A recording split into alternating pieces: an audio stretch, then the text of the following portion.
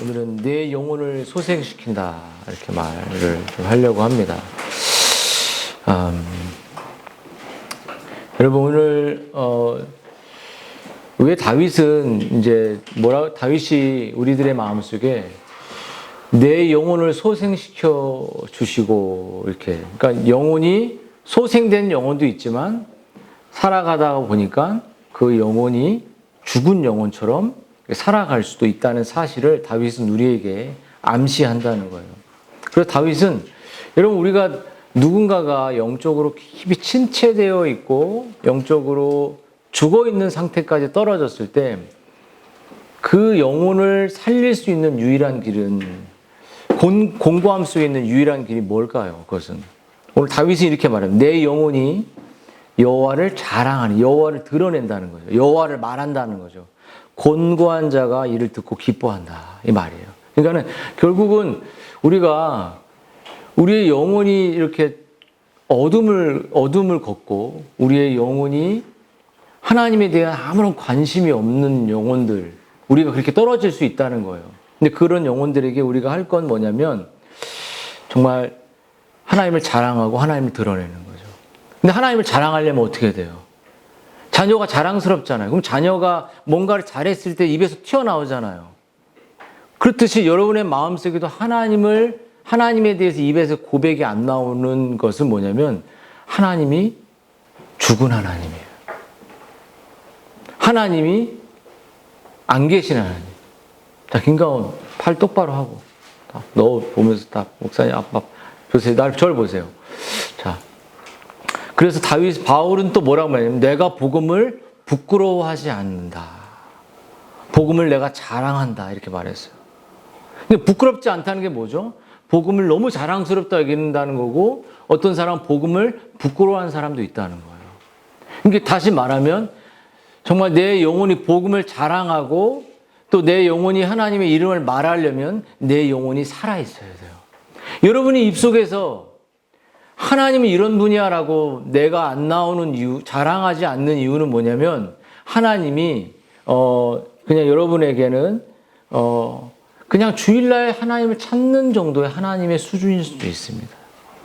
여러분 어떻습니까? 여러분은 한 번이라도 곤고한 자에게 다가가서 복음을 말하고 또 난 복음을 부끄럽지 않습니다. 이렇게 정말 내가 우리 가온이한테 너 학교 다닐 때 아빠가 목사님인 거 아니? 그러면 잘 모른대.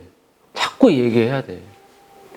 왜냐면 그것이 나의 삶을 더욱더 도덕적으로 입에서 나쁜 욕이 나오거나 나쁜 말들이 나오는 걸 제어하게 해. 그게 필요하다면 갖고 그거를 말해야 되는 거죠. 난 교회 다녀 이렇게. 여러분 소생시킨다. 왜 다윗은 내 영혼을 소생시키시고라고 말하니까 자기가 왜 소생시킨다는 건 자기가 죽어 있는 상태까지 떨어진 거. 밧세바 범죄하고 엄청 죄를 지었을 때 다윗은 거의 죽은 상태까지 떨어진 거예요. 거의 영적으로 하나님을 자랑하고 복음을 부끄러워하는 상태까지 떨어진 거예요. 하나님 믿는 게 너무 수치스럽다 이제. 여러분 한번 여기 보십시오. 자녀가 안 되거나 그렇게 소망했던 자녀가 잘 안 풀려. 그럼 하나님 때문이야 이렇게 하지 않겠습니까? 하나님 때문 아니죠. 그 아이가 우리가 부부가 아내가 됐든 남편이 됐든 우리의 모습이지 하나님 때문은 아니죠. 근데 이 영혼을 소생시킨다라는 그가 나를 푸른 초제 쉴만한 물가로 인도하신 그분이 참된 안식과 또 평안을 줬던 그분이 오늘 3절에서는 그 목자의 또 다른 역할은 내 영혼을 리바이벌 살리는 거예요. 회복시키는 거죠. 근데 여러분 이 소생시킨다는 이 히브리 단어는 슈브라는 단어인데 뭐냐면 돌아오다라는 뜻이에요. 그러니까 본래의 삶의 목적으로 돌아오는 거예요. 내가 우리 아들을 여기 있잖아요. 우리 시온이도 있고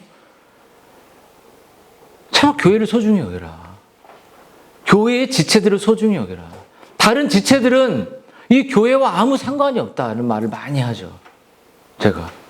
그건 네가 중요하게 여기는 것일 뿐, 너 그건 존중하지만 그런 얘기를 하는 것처럼 여러분 이 이야기를 자꾸 하는 게 뭐냐면 슈브는 뭐냐면 원래 부모가 원래 하나님이 원하셨던 삶의 방향으로 돌아가는 거예요.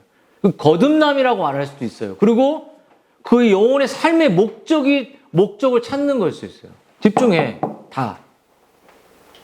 슈브가 뭐라고 했지? 돌아가는 거야. 그럼 내 영혼을 소생시킨다는 건 거듭나고 변화되고 삶의 목적을 되찾는 거예요. 응? 졸려면 다 일어나. 알았어? 봐요. 그러면 하나님을 떠나 있는 인생, 하나님이 별로 내 마음에 좋지 않은, 별로 내 마음속에 와도 기쁘지 않는 인생은 다 슈브가 필요한 거죠. 회복이 필요한 거예요. 거듭남이 필요한 겁니다. 내 영혼을 소생시키시고 라는 이 근원적인 의미는 어디서부터 성경이 시작되냐면 원래 타락 전에는 이런 단어가 있지 않았습니다. 이 소생이란 단어, 영적인 건강에서 떠난 아담과 하와의 에덴 동산으로부터 이 영혼의 회복, 영혼의 약속, 은혜 언약의 약속, 이 거듭남, 변화라는 이 새 창조라는 약속, 이 영혼의 변화는 하나님을 떠난 반역한, 그렇게 좋은 환경을 주시고 좋은 먹거리를 주시고 좋은 은혜를 베풀음에도 불구하고 배은망덕했던 아담과 하와로부터 나온 거예요. 그렇지 않겠습니까? 여러분 그 탕자가 아버지가 좋은 밥상도 차려주고 좋은 먹거리를 줬지만 고마워하지 않았어요. 그래서 그 버릇없는 그 아이가 했던 행동은 뭐냐면 그냥 당신 거 내게 줘. 그리고 나갈래. 간섭이 싫은 거예요. 여러분 이 홀로 살아가고 싶은 인간의 내면의 시작은 바로 에덴 동산에부터 시작된 겁니다. 타락으로 말미암아. 은혜의 장소가 에덴 동산이라는 은혜의 장소가 타락과 자기 중심의 장소가 된 거예요. 여러분 한번 내가 자기 중심이라는 걸 어떻게 아냐? 저를 보세요. 여러분 자기를 자꾸 숨기는 사람은 자기 중심적인 사람입니다. 자기를 드러내지 않는 사람은 자기 중심적인 사람입니다. 그래서 여러분이 좋은 목자를 만났다는, 좋은 목자와 살아간다는 건 뭐냐면 목자와 양을 알고 양도 목자를 아는 거예요. 우리 여러분 환경이 극도로 어려워도 자기중심적이 돼요. 오히려 더더욱 자기중심적이 되는 거예요. 제가 미국에 있을 때 먹거리가 없고 1달러로 거짓말할 때 그냥 조그만 거 더 교회에서 수수감사 짤 때 과일에 더 가져오려고, 그런 게 제 삶이었어요. 너무 힘들었으니까. 곱게 자라지 않았어요, 저는. 그 승민이하고 대화하면 이해를 가죠. 떨어진 거 주워 먹고 그런 정도는 아니지만 어렵게 자랐기 때문에 그냥 승민이하고 대화하면 어렵게 자라온 과정과 우리의 살아왔던 몸을 챙기고 건강을 챙기고 또 살아왔던 물질에 대한 인식이 비슷해요. 왜냐면 부모에만 의존할 수는 없었으니까. 여러분, 그러므로 여러분 이 반역이란 단어는, 이 하나님을 떠났던 이 단어는 아담과 소생시키다란 말은 이미 소생이 아니라 죽어있는 상태는 아담과 하와의 타락으로부터 나온 거죠. 그러면 여러분 목자는 어떤 일을 하냐? 부모는 어떤 일을 하냐? 어떤 일을 하면 너 일어나야 돼 라고 말하는 거야. 너 계속 이 상태로 있으면 죽어. 네 영혼은 잠자고 있는 거야. 여러분 한번 소생된 영혼은 자녀를 위해 기도해 줍니다. 소생된 영혼은 자녀의 영혼에 너 그리스도께로 돌아와라고 말합니다. 소생된 영혼은 정말 이렇게 살면 안 돼 라고 말합니다. 소생된 영혼은 자녀에게 네가 가진 모든 것이 네 것이 아니야 라고 말합니다. 거저받은 것이야. 그걸로 네 것처럼 누리고 관계 맺지 마. 친구들에게 밥 한 번, 빵 한 번 살려면 자기가 번 거 아니잖아요. 부모가 뼈 빠지게 노력해 본 거잖아. 착각하면 안 돼. 계속 돈 없어 봐. 친구들이 좋아할까? 그 자원을 누가 주는데? 만약에 우리 가온이가 자전거하고 친구들하고 탄다고 형편에 자전거 못 사줬다고 쳐봐. 자전거 타는 친구들과 교제할 수 없는 거야. 그렇다고 부모가 버릴 거 아니잖아. 버릴까? 그렇듯이 모든 자원은, 우리 애가 즐거워하는 모든 자원은 부모로부터, 우리 부모인 하나님으로부터, 위로부터 나온 거예요. 교만하지 마세요. 휴브는, 그래서 여러분, 이 목자는 정말 죄인 자기중심적으로 살고 낙심해 있고 정말 자기 멋대로 넘어지면 일어설 수도 없고 그 양털로 인해 먼지와 그 자기만의 세계로 양털로 덮여 있잖아요. 이게 막 양털 미는 거 봤잖아요. 그 가득해서 그 안에 벌레와 더러운 게 다 있어도 목자는 그 양의 털을 벗기고 그 깨끗하게 시야가 보이게 하고 이걸 해주는데 싫대. 당신 살아나야 돼라고 말하는데 싫어. 그럼 교회에 왜 나오냐고. 그러면 백화점 같은 교회, 당신은 사랑받기 위해 태어난다고 이런 메시지만 증거하는 비복음적인, 복음이 없는, 우리의 본성을 다루지 않는 그런 교회를 다녀야 되는 거예요. 그럼 죽어. 우리 세리가 가끔 그러잖아요. 30몇 년간 아무도 자기한테 이걸 가르쳐주는 사람이 없었다고. 자기도 안 가르쳐줬고 저도 같이 있을 때 가르쳐주지도 않았고 나도 물들어 있었으니까. 여러분, 양은 목자는 양을 돌보기도 하고 때로는 꾸짖기도 하고 권면도 하지만 그때 양은 이렇게 목자가 양을 돌볼 때 양은 그 두려움에서 벗어나기 시작합니다. 점점 벗어나요. 양이 왜 두려움이 생기냐? 스스로 목자가 되려고 하기 때문이에요.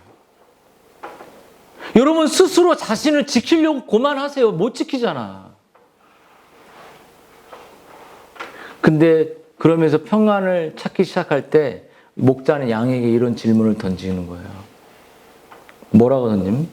요한의 아들 시몬아, 나의 양아, 내가 이 사람들보다 나를 더 사랑하냐? 이 질문을 던지는 거예요. 네가 이 모든 것들보다 나를 더 사랑하냐? 이게 목자가 여러분을 돌보면서 던지는 거예요. 가온아, 네 친구들보다 아빠를 더 사랑하니? 당연하지.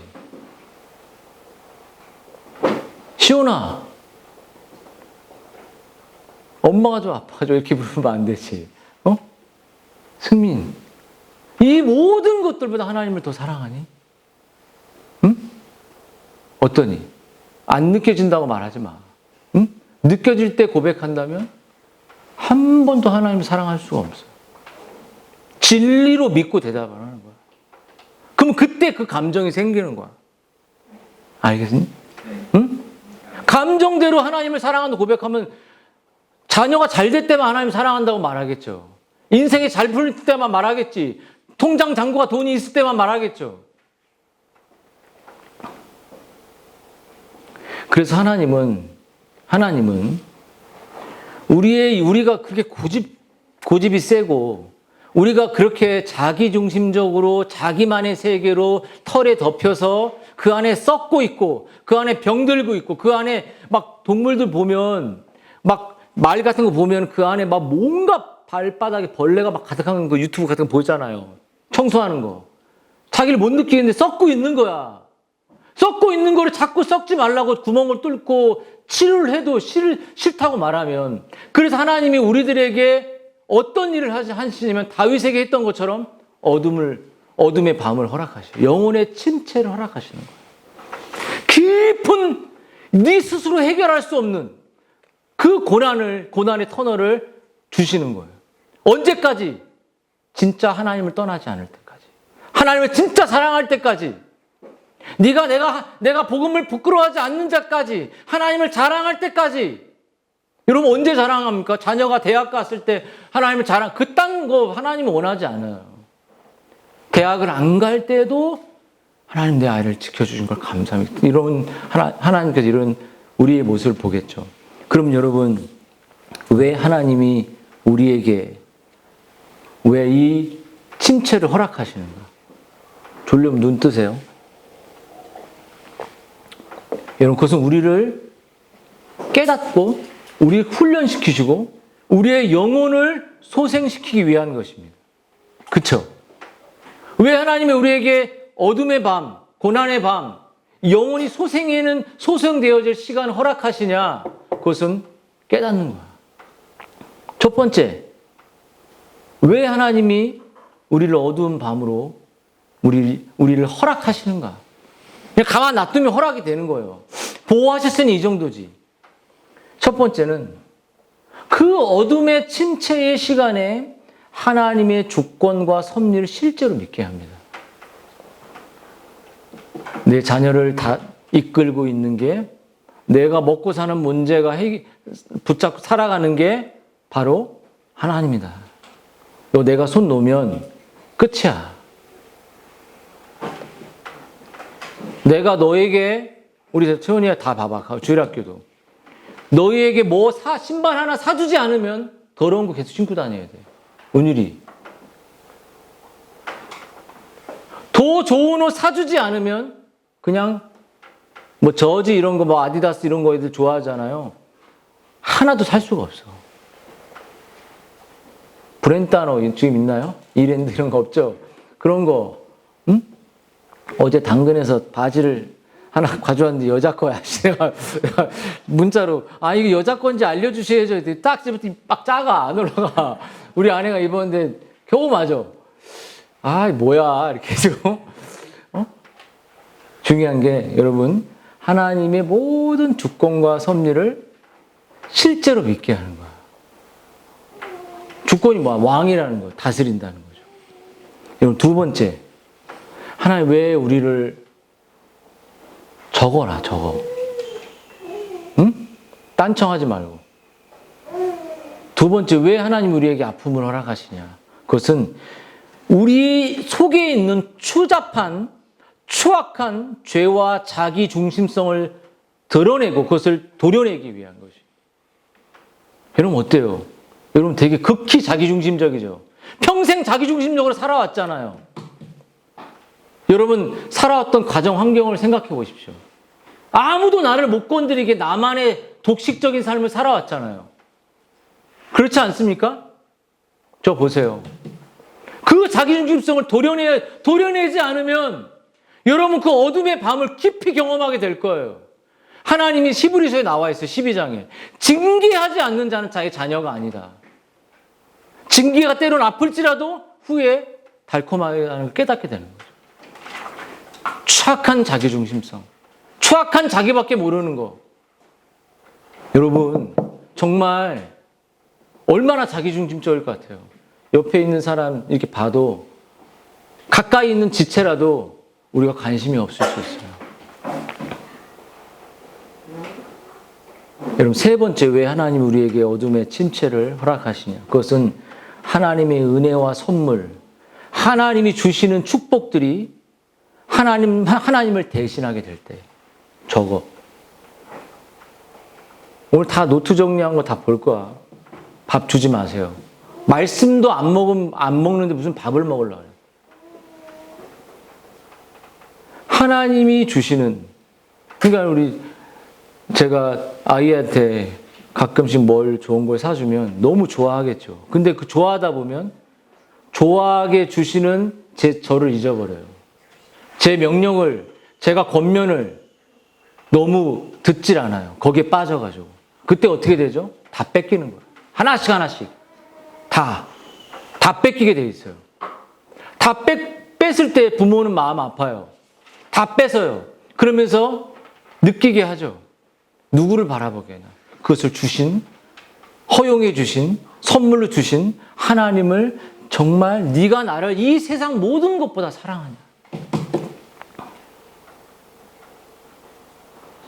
여러분 네 번째, 여러분 하나님 우리에게 고난과 침체를 허락하신 건 우리가 이 세상에 보이는 것만을 의지하지 않고 믿음의 눈으로 보이는 이 세상보다 더 명확하고 확실하게 살기 위한 거예요. 그러니까 보이지 않는 믿음의 세계를 진짜 본 것처럼 믿고 살기 위한 것이죠. 우리는 어쩌죠? 보이는 것만 의지해. 보이는 결과물만 갖고 하나님을 다 의지하죠. 그렇잖아요.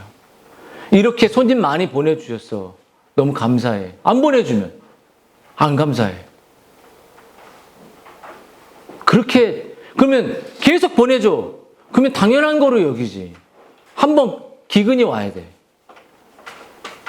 기근이 오고 내 실력이 바닥나고 나를 찾는 사람이 없어질 때 내 모든 것이 하나님이 준 거라는 사실을 깨닫게 되는 거예요.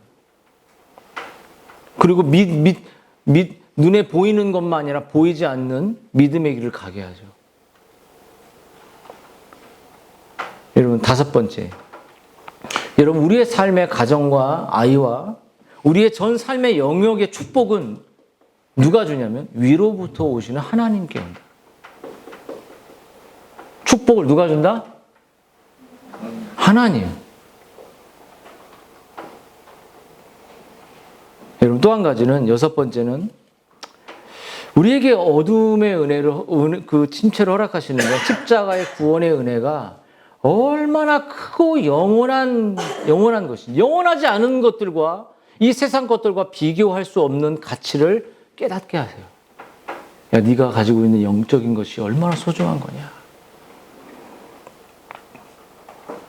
여러분, 마지막으로 7번째, 여러분, 이 깊은 영적인 침체를 통해서 하나님은 내가 섬김받는 것만 받지 않고 섬기는 사람이 되기 위한 거예요. 이 깊은 은혜를 깨달았을 때 어떻게 되죠?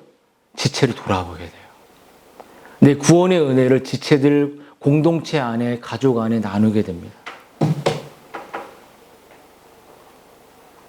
그러면 여러분, 이 어둠을 겪게 되면서 성숙이 일어나게 돼 있어요. 여러분, 어떻습니까? 여러분, 계속 성장하고 있습니까? 여러분, 정말 여러분이 잘하지 않고 있고 내면이 보이지 않는다면 여러분 정말 성장하는 게 아니에요. 이 상태로 내가 삶을 마감하게 되면 지옥에 가게 돼요. 우리 어머니가 그러더라고. 네 아빠도, 그렇게 좋아하는 아빠도 교회 와야 될 것 같다. 여러분, 그런 목자는 그래서 이러한 깊은 침체 속에 우리의 영혼을 소생시킵니다. 그러면 여러분, 우리가 소생시키는 은혜를 경험하기 위해서 우리가 해야 될 건 뭐냐면, 여러분, 우리가 뭐라고 하죠? 병든 자에게 의원이 있을 때 있는 것처럼 내가 병들었다는 사실을 인식하는 거예요. 여러분, 우리의 본성은 너무나도 타락해 있어요. 우리의 본성은 내 감정 중심입니다. 우리의 본성에 성령의 주권적인 은혜가 있지 않으면 우리는 하나님의 말씀을 따라가고 싶지 않아요. 늘 내 중심으로 선택하고 내 중심으로 판단하고, 이 영혼 속에 휴브라는 이 소생케 한다는 건 영혼의 침체로부터도 일으키지만 한 영혼을 거듭나게 하는 역사, 우리의 본성을 다시 하나님을 향하게 만드는 것이죠. 여러분, 어때요? 여러분, 타락했잖아요. 여러분, 너무 자기중심적이잖아요. 여러분, 여전히 내 자녀밖에 모르잖아요. 여전히 우리는 나밖에 모르잖아요. 여전히 어려운 환경 속에서도 또 여러분 가족에게 쓰기 바쁘잖아요. 그래서 이사야는 뭐라고 하면, 우리가 헌물과 죄로 바울도 죽었다고 말하는, 머리부터 정수리부터 발끝까지 나는 죄악으로 가득하다 그랬어요. 나밖에 모른다 그랬어요. 여러분, 가장 불행한 건 하나님 없이도 내가 행복해질 수 있다는 생각을 늘 갖는 거예요. 어때요? 가은아, 하나님 없이 행복할 수 있어, 없어? 없어. 정말? 승민이 어떠니? 하나님 없이 행복할 수 있니?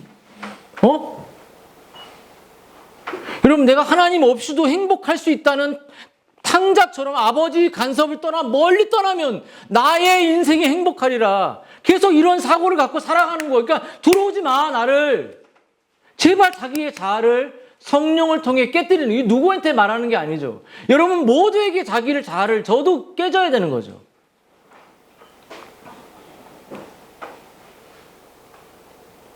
여러분 우리 모든 인생은 하나님의 거처를 떠나서 살고 싶어 합니다.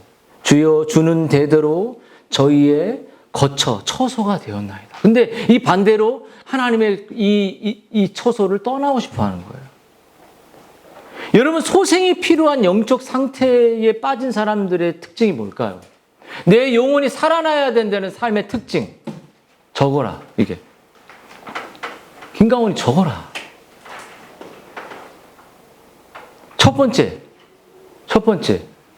여러분, 만일 여러분의 영혼이 영적인 의욕을 상실한 상태, 영적으로 내가 알고 싶다, 먹고 싶다. 제가 계속 한 주간 그리스도를 아는 것에 대해서 계속 여러분이 보냈어요. 말씀을 읽었습니까? 말씀을 묵상했습니까?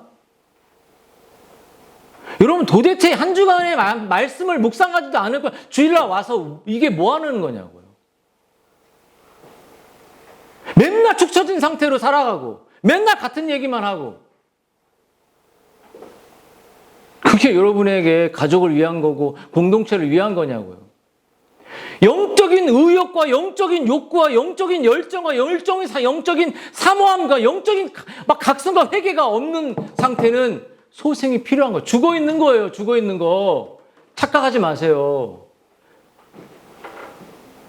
김시훈이 하나님 알고 싶니? 김가은 하나님 알고 싶어? 이런 욕구가 아예 없는 사람들, 이런 소망이 없는 사람들은 죽어 있는 겁니다. 죽어 있는 사람은 죽은 길을 가게 되어 있어요. 여러분 의욕이 없어요. 공부에 대한 의욕도 없고 미래에 대한 의욕도 없고 다 의욕이 없는 거예요. 근데 더더욱 중요한 건 영혼에 대한 의욕이 언제까지 계속 그러려고요. 여러분 이런 사람들은 영혼의 휴부가 필요한 거예요.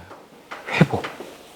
여러분 이렇게 영혼의 회복, 소생이 필요한 또 한 가지의 특징은 내면이 세속화되는 거예요. 적으세요, 좀. 적고 있니? 내면이 세속화돼.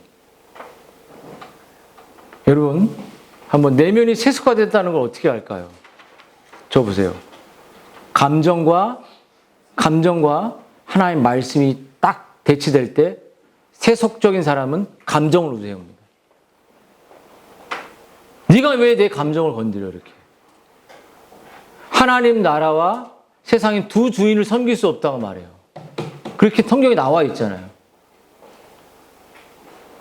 여러분 세상을 섬기려면 세상으로 섬기고 하나님을 섬기려면 하나님을 섬기고 둘 중에 하나를 택해서 가셔야 돼요. 그렇지 않겠습니까? 가정에도 한 사람은 하나님을 너무 사랑하는 한 사람은 하나님을 안 사랑해. 그게 고통이죠. 언제까지?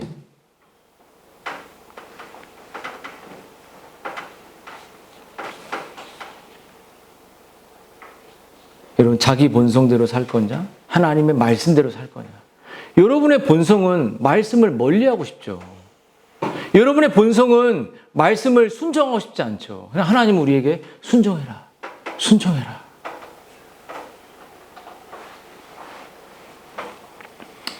여러분 우리가 영혼의 소생이 또 하나 필요한 그 특징은 뭐냐면 여러분 내면이 영적으로 부패하게 돼서 기준이 사라져 버립니다. 하나님의 영적인 것과 세상적인 기준이 없어요. 다 세상적인 거 되어버려요. 어때요? 여러분 한번 삼손이라는 사람이 들릴라 옆에서 머리를 밀지 않는 게 힘이었거든요. 근데 어느 날 머리털이 밀리고 자기 힘이 사라진 거를 깨닫게요. 왜냐면 세상이 들릴라거든요. 세상에 푹 빠져서 사니까 뭐가 사라졌냐면 삼손에게 육체가 생명이 끊어진 게 아니라 영혼의 경건에 힘이 없어요.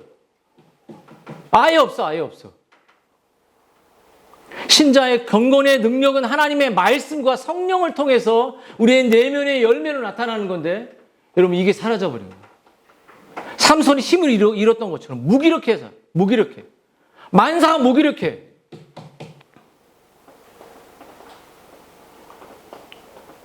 그래서 여러분 존 오웬이 말한 것처럼 신자의 내면의 부패가 생겨서 영적 시각과 영적 지각과 영적 판단을 하지 못하는 그러한 이해력과 깨달음이 없는 그냥 세상적인 삶으로 그냥 살아가게 된다는 거예요.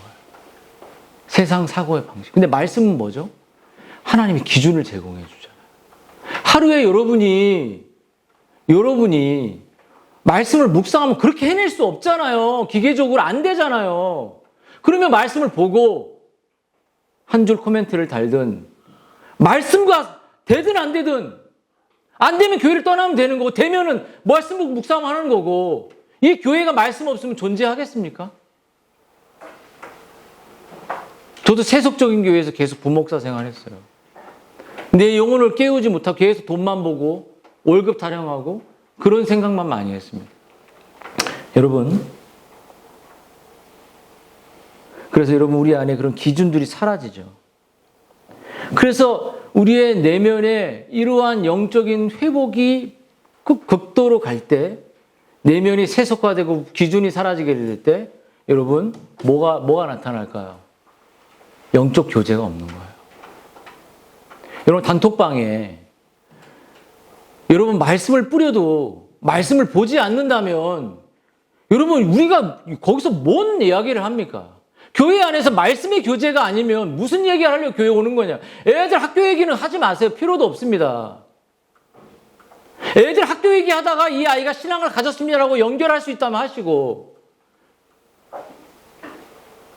학교 얘기, 세상 얘기, 돈 얘기, 여러분 영적 교제가 아니라 세상 사교 모임이 되는 게 많은 교회들이잖아요. 의사 집단, 뭐 집단, 골프 얘기, 등산 얘기. 하나님의 말씀에 대한 교제가 우리 안에 없는 것이 내면이 세속화된 거죠. 여러분 어떻습니까? 하고 싶어도 안 돼요. 공부가 안 되는데 머리에 공식이 없는데 문제가 풀리냐고요. 교리가 없는데, 교리가 내 삶에 없는데 영적 교제가 나오냐고요. 언제까지 피해 있으려고. 언제까지 피해서 혼자서만 그렇게 살아가냐고요.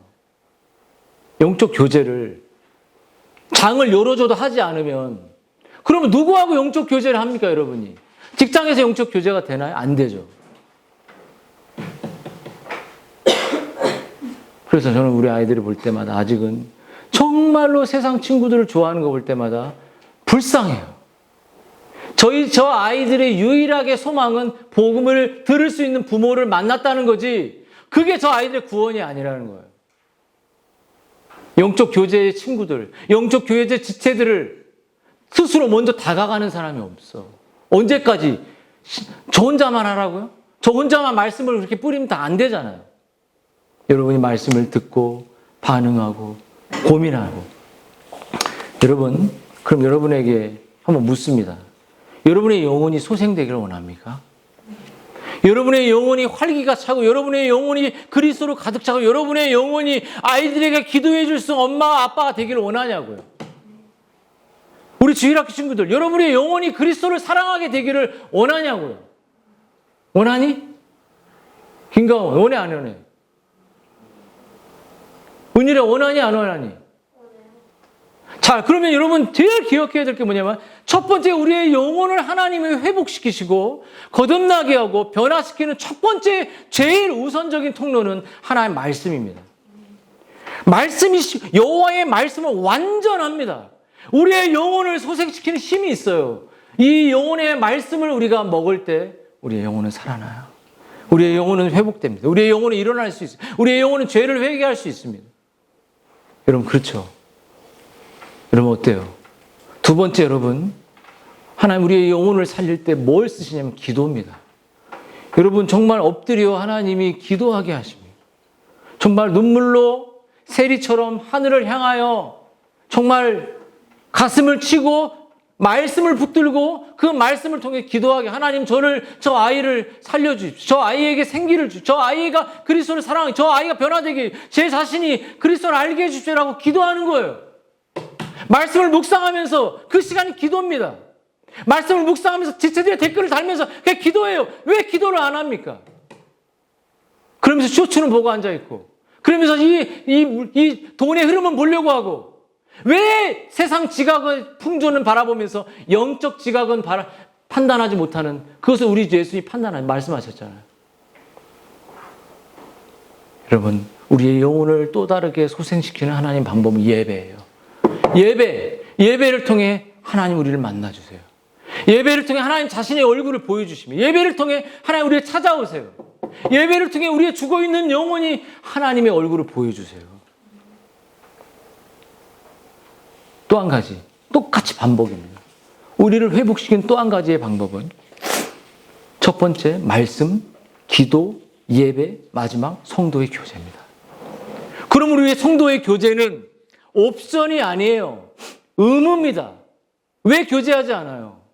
왜 다가가지 않습니까? 왜 자신의 마음을 열고 영적인 이야기를 판을 깔아줘도 안 합니까? 성도의 교제를 포기한다. 그것은 영혼이 계속 사교 모임 말하는 게 아니에요. 커피나 한 잔 때리고 그거 말하는 거 아닙니다. 여러분, 철이 철을 날카롭게 하는 것 같이 영적인 사람이 그 친구의 얼굴을 빛나게 하는. 여러분, 영적인 친구를 만나야지 영적이 되는 거예요. 자전거 타는 친구 만나면 자전거만 얘기만, 여자 만나면 여자 얘기만 하고, 돈을 추구하는 돈만 얘기하고, 대학을 꿈꾸는 대학만 얘기하고. 근데 우리 주일학교 친구들 중에 누가 영적인 얘기해요? 너희들 아직 거듭나야 돼.